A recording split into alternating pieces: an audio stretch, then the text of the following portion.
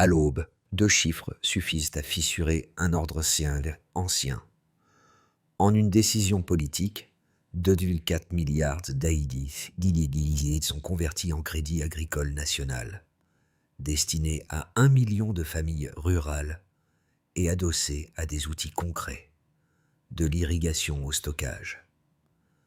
Que signifie pour vous ce basculement quand Ibrahim Traoré relie souveraineté, terres cultivées et argent des paysans, et quand la transparence numérique promet de réduire l'opacité qui entourait les circuits d'aide?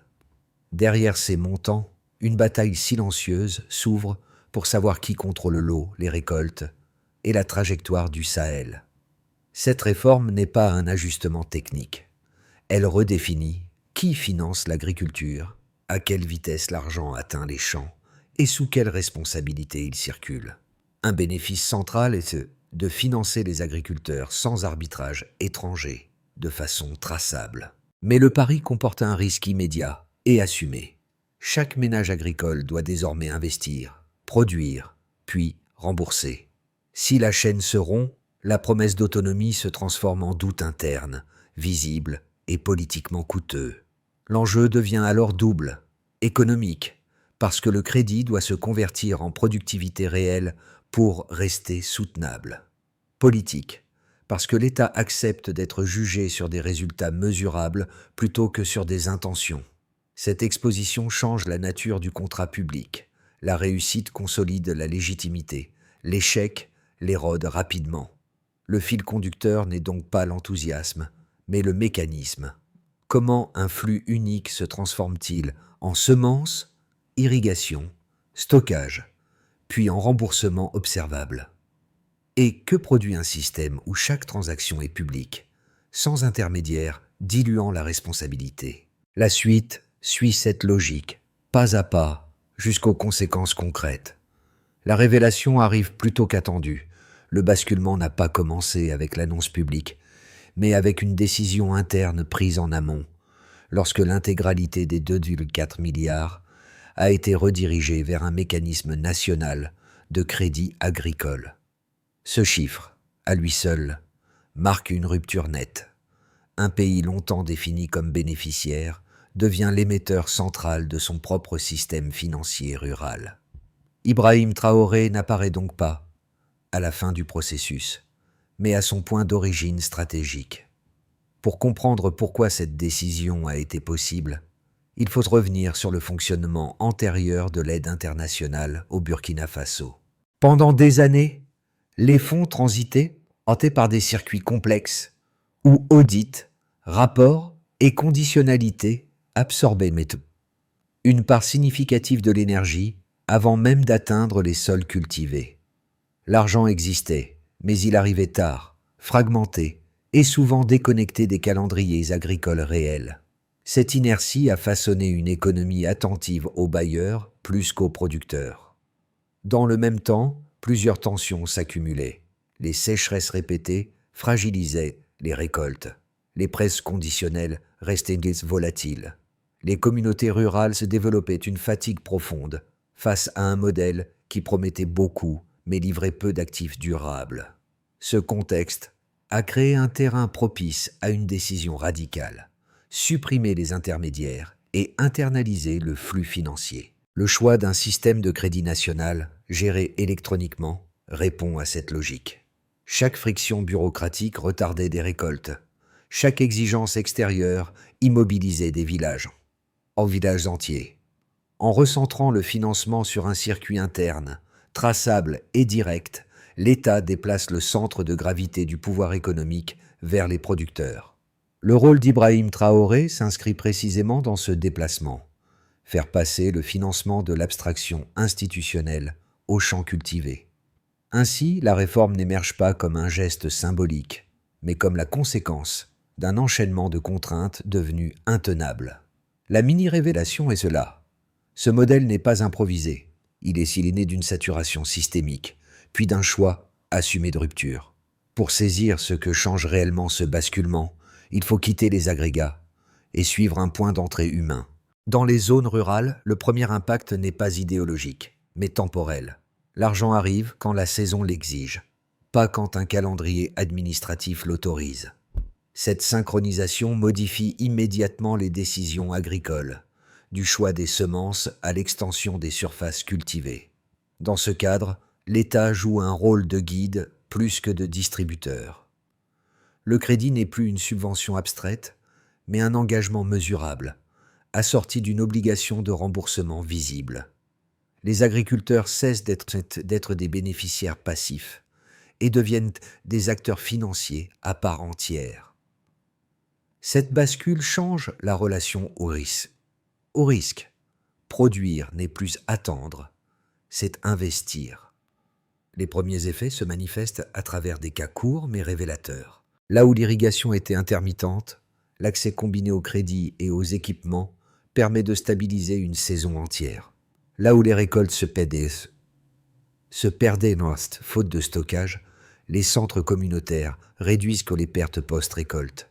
Ces gains ne sont pas spectaculaires, pris isolément, mais ils s'additionnent rapidement à l'échelle locale.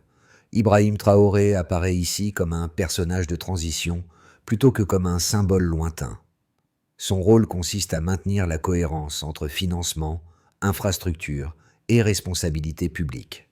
Chaque retard, chaque dysfonctionnement se traduit immédiatement en pression politique interne. Cette exposition directe accélère les ajustements et réduit l'écart entre décisions centrales et réalité du terrain.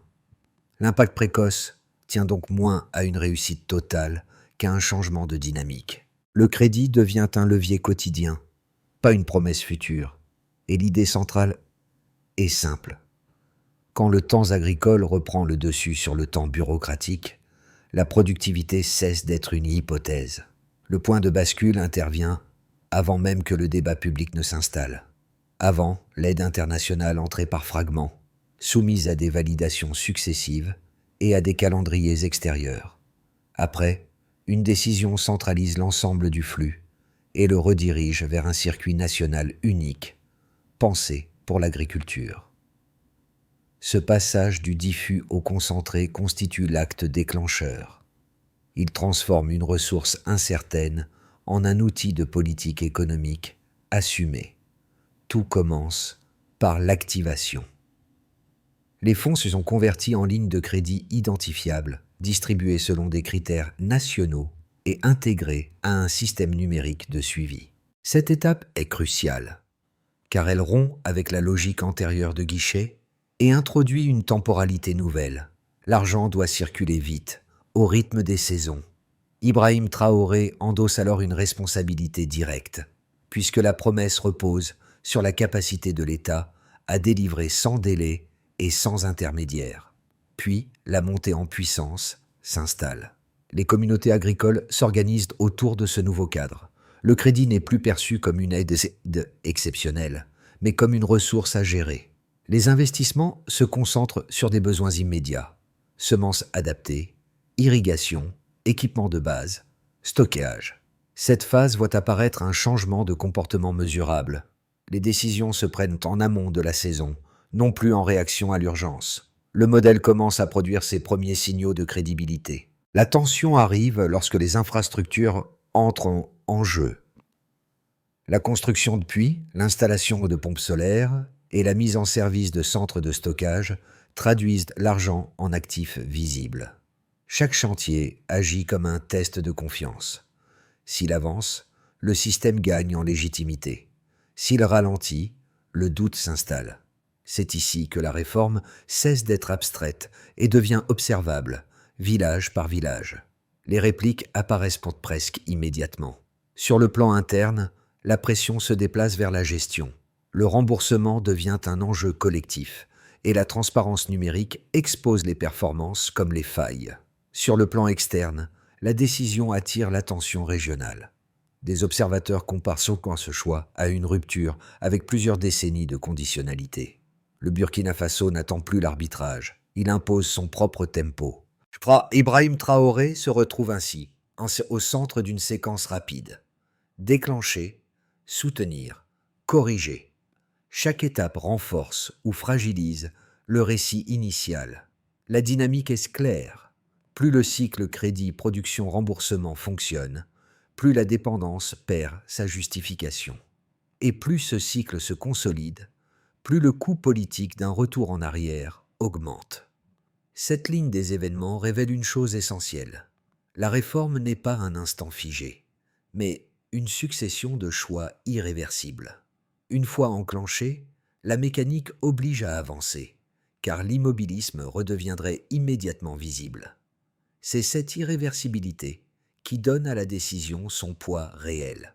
Au point de départ, l'aide internationale fonctionnait comme une ressource diffuse, difficile à relier directement à une hausse mesurable de la production agricole. Le changement introduit par la réforme tient dans un écart clair. Une enveloppe unique de 2,4 milliards de dollars est transformée en crédit national traçable, conçu pour irriguer directement l'économie rurale. Ce passage d'un flux éclaté à un mécanisme concentré constitue la première mesure structurante. Un autre repère chiffré concerne l'échelle humaine du programme. 1 million de familles agricoles sont intégrées au dispositif, non comme bénéficiaires occasionnels, mais comme acteurs financiers identifiés. Cette masse critique est décisive, car elle transforme le crédit en levier macroéconomique. Avant, les ménages ruraux recevaient des soutiens fragmentés et irréguliers. Après, ils accèdent via un financement standardisé, pensé pour couvrir les besoins essentiels d'une saison agricole complète. Le crédit cesse d'être exceptionnel. Il devient systémique. Un chiffre aide aussi à comprendre l'impact concret au niveau des exploitations. Chaque ménage dispose d'environ 2400 $ de crédit agricole. Ce montant n'est pas arbitraire. Il correspond à un seuil suffisant pour investir dans des semences améliorées, des outils de base et des solutions d'irrigation simples, tout en restant compatible avec une capacité de remboursement réaliste. L'écart est ici qualitatif. On passe d'une aide souvent symbolique à un capital de travail opérationnel. Ces chiffres ne prennent sens que reliés aux infrastructures qui les accompagnent. Le programme s'appuie sur la construction de milliers de puits, de pompes solaires et de centres de stockage communautaires. Chaque élément joue un rôle précis dans la transformation du crédit en productivité. L'eau stabilise les rendements, l'énergie réduit les coûts, le stockage limite les pertes après récolte. Sans ces maillons, le financement resterait abstrait. Avec eux, il devient mesurable. Le gain le plus observé concerne la productivité agricole. Les premières données évoquent une hausse de 30 à 50%, attribuée principalement à l'amélioration de l'irrigation et à la réduction des pertes post-récolte. Avant, une part significative de la production était perdue ou sous-exploitée. Après, la même surface cultivée génère davantage de valeur, sans extension massive des terres. Ce gain est central, car il conditionne la capacité de remboursement et la crédibilité du modèle. La transparence numérique complète ce cadre quantitatif. Chaque prêt, chaque remboursement, chaque transaction est enregistrée électroniquement et accessible au contrôle public. Le point de départ était l'opacité, souvent associée à la défiance. L'écart est une traçabilité qui transforme la gestion du crédit en processus vérifiable. Cette visibilité réduit les soupçons et renforce la responsabilité collective. Dans ce dispositif, Ibrahim Traoré n'apparaît pas comme un saint, un simple garant politique, mais comme l'architecte d'un système où les chiffres deviennent des outils de gouvernance. Les données ne servent plus à justifier une aide. Elles mesurent une capacité retrouvée. La preuve quantitative n'est donc pas un argument externe, mais un mécanisme interne d'ajustement permanent. La question reste ouverte.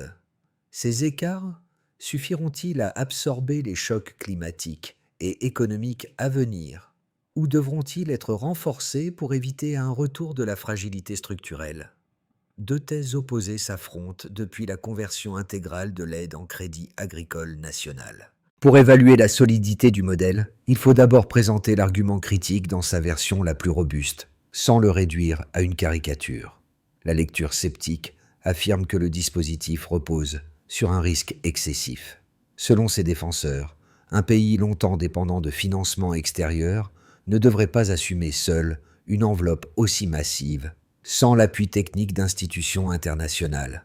Il souligne que l'agriculture sahélienne reste exposée aux aléas climatiques et que des défauts de remboursement pourraient fragiliser rapidement les ménages. Dans cette optique, l'absence d'intermédiaires extérieurs est perçue comme une perte de garde-fou, car les revenus agricoles dépendent de facteurs historiquement instables, pluviométrie, infrastructure, accès au marché. À l'opposé, la lecture souverainiste avance à un raisonnement inverse, tout aussi structuré. Elle rappelle que le système antérieur, bien que présenté comme prudent, a produit peu d'actifs durables.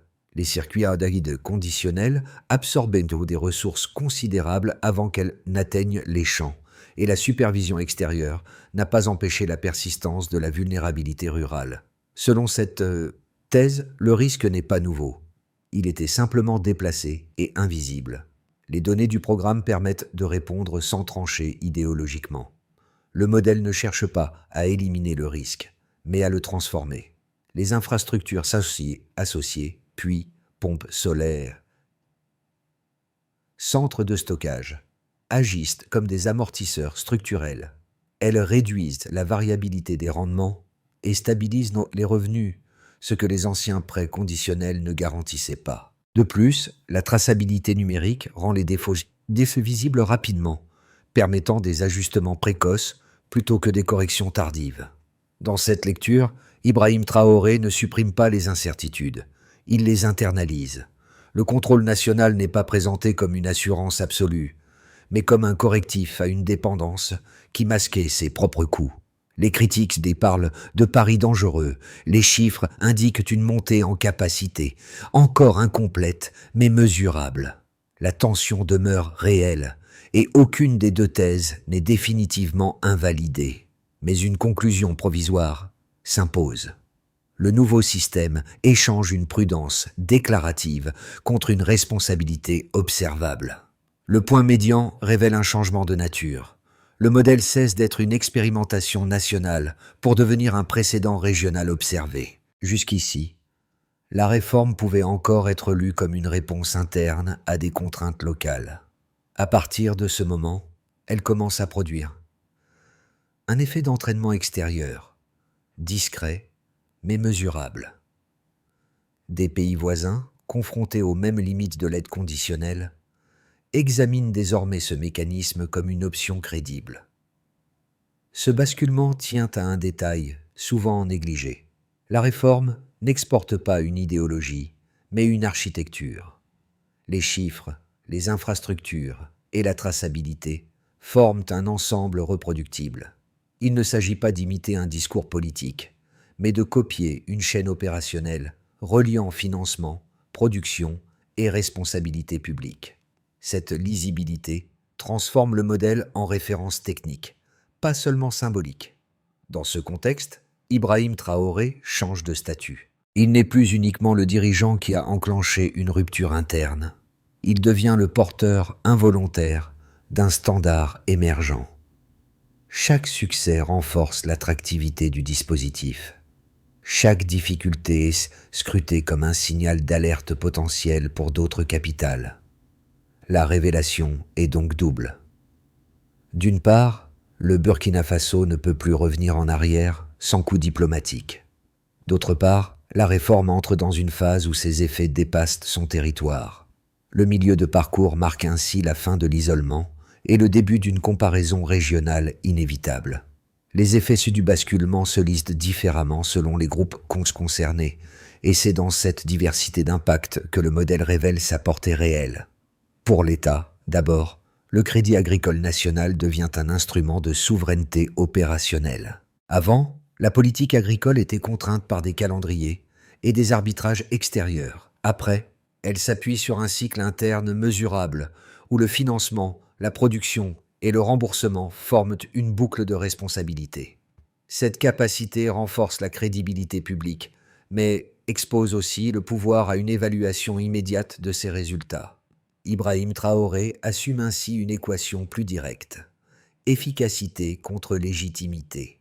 Pour les agriculteurs, ensuite, le changement est tangible. L'accès à un crédit standardisé permet d'investir en amont de la saison, plutôt que de subir des pénuries en cours de route. Les semences, l'irrigation et les outils ne sont plus des paris incertains, mais des choix planifiés. Cette autonomie modifie la perception du travail agricole.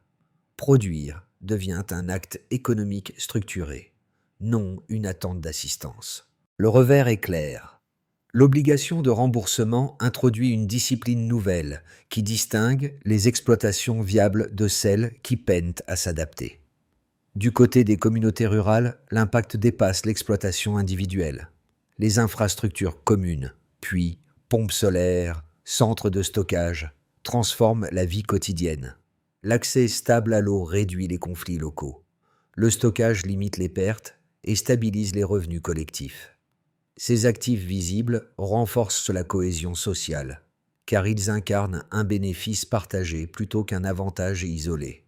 Là où l'aide internationale laissait peu de traces durables, le crédit converti en infrastructure crée une mémoire matérielle du changement.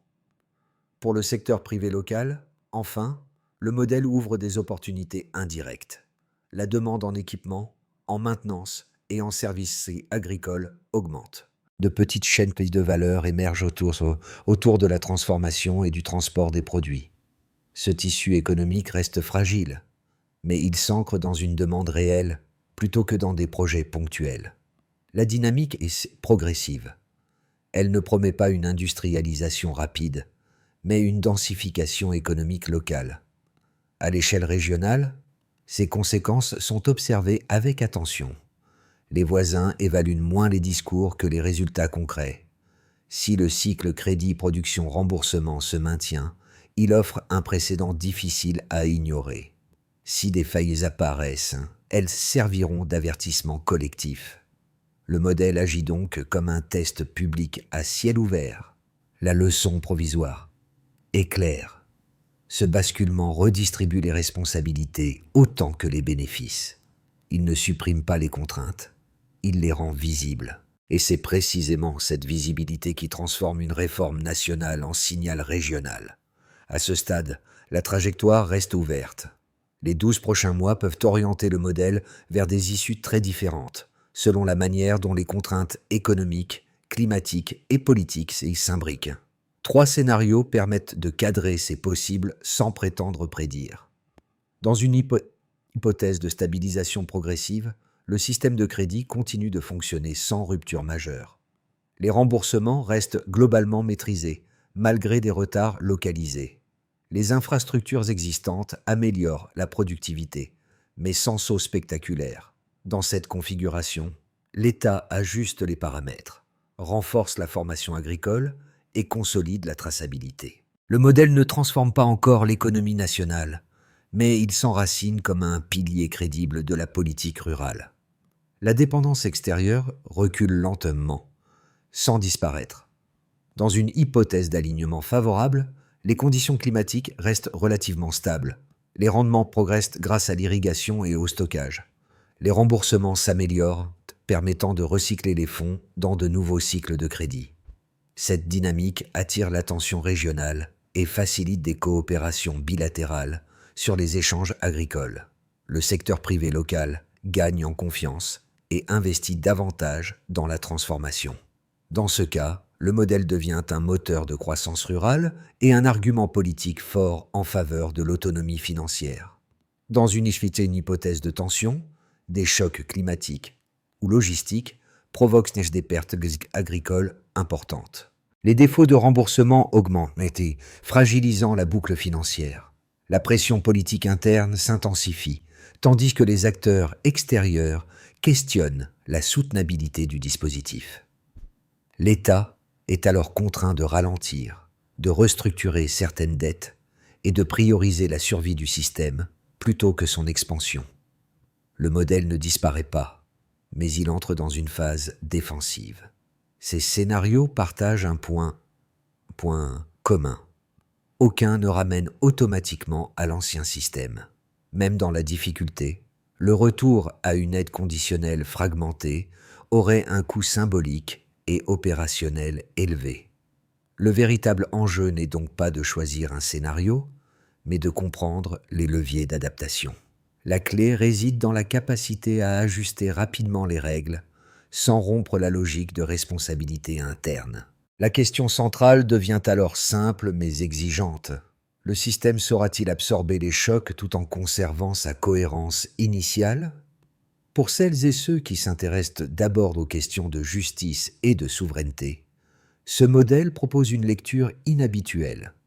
Il montre qu'un État peut reprendre la main sans attendre un consensus extérieur ni déléguer la définition de ses priorités. Le fait que l'argent circule désormais à l'intérieur du pays, de manière visible, change la portée du débat. La souveraineté cesse d'être un mot d'ordre et devient une pratique mesurable. Cette dimension résonne auprès de publics sensibles à l'autonomie politique et à la responsabilité collective. Pour un second profil, plus proche de l'économie réelle et de l'entrepreneuriat, l'intérêt est ailleurs. Le Crédit agricole national crée un environnement plus prévisible. La demande locale augmente, les besoins en services, en équipement et en transformation se structurent. Le système n'élimine pas le risque, mais il le rend lisible. Pour un acteur économique, cette lisibilité vaut souvent plus qu'une promesse extérieure. Le modèle esquisse ainsi un espace où l'initiative privée peut s'inscrire dans une dynamique locale plutôt que dépendre de projets ponctuels. Un troisième regard concerne la cohésion sociale. Dans les villages, le passage du statut de bénéficiaire à celui d'investisseur transforme les relations internes. Le remboursement collectif, la transparence des flux et l'usage partagé des infrastructures créent une forme de responsabilité mutuelle. Cette évolution ne supprime pas les tensions, mais elle modifie la narration. L'avenir n'est plus attendu, il est négocié au quotidien. Ibrahim Traoré apparaît ici en arrière-plan, non comme un héros omniprésent, mais comme le catalyseur d'un cadre où les choix locaux prennent plus de poids. Ces trois lectures convergent vers un même déplacement. Le modèle ne promet pas un succès immédiat pour tous, mais il redéfinit la place du citoyen dans l'économie nationale. La question devient alors personnelle. Comment réagit-on lorsque le pouvoir économique revient au plus près du terrain ? La consolidation du modèle passe par une séquence d'actions claires, organisée dans le temps et mesurable. Pour commencer, il s'agit de sécuriser le cœur du système de crédit. L'État doit affiner les critères d'éligibilité, renforcer l'accompagnement technique des agriculteurs et maintenir la traçabilité numérique comme norme non négociable. L'objectif est simple, réduire les défauts évitables et préserver la confiance créée par la visibilité des flux. Sans cette discipline initiale, le cycle crédit-production-remboursement perdrait sa cohérence. Puis vient le temps de l'infrastructure. Il ne s'agit plus seulement de construire, mais d'entretenir et d'optimiser. Les puits, les pompes solaires et les centres de stockage doivent être intégrés à des plans locaux de maintenance, avec des responsabilités clairement attribuées. Ici, la mesure du succès ne se limite pas au nombre d'ouvrages, mais à leur taux d'utilisation et à leur impact sur les pertes agricoles. Chaque actif doit prouver sa contribution à la productivité. Ensuite, l'apprentissage collectif devient décisif. Les données issues des remboursements, des rendements et des usages d'infrastructures et doivent être analysées régulièrement pour ajuster les paramètres du crédit. Cette boucle de retour transforme le programme en système adaptatif. Ibrahim Traoré, dans ce cadre, n'intervient pas comme gestionnaire direct, mais comme garant politique de cette capacité d'ajustement. Son rôle est de maintenir l'alignement entre objectifs économiques et acceptabilité sociale. À moyen terme, une ouverture contrôlée peut renforcer l'ensemble. La coopération régionale et les partenariats ciblés peuvent consolider le modèle, à condition qu'il respecte la logique de responsabilité interne. L'enjeu n'est pas d'élargir vite, mais d'élargir juste. Cette feuille de route ne promet pas l'absence d'erreur. Elle propose un chemin où chaque écart devient un signal exploitable. La question décisive reste alors ouverte. Cette capacité d'apprentissage sera-t-elle suffisamment rapide pour précéder les chocs à venir ? Le récit peut maintenant revenir à son point de départ, non pas aux chiffres, mais à ce qu'ils ont déplacé. Au début, il était question d'une aide abstraite, dissoute dans des procédures lointaines. À ce stade, il s'agit de terres cultivées, d'aides d'eau qui arrivent à temps et de décisions prises plus près du sol. Le motif se referme. L'argent n'est plus une promesse extérieure, il devient un outil quotidien. Ce changement ne tient pas à une réussite parfaite, mais à une réappropriation progressive. Les villages ne se définissent pour moi plus par ce qu'ils reçoivent, mais par ce qu'ils construisent et remboursent. La confiance, longtemps fragile, se reconstruit lentement à travers des gestes répétés, visibles, vérifiables. Chaque saison réussie renforce cette dynamique. Chaque difficulté rappelle que l'autonomie a un prix.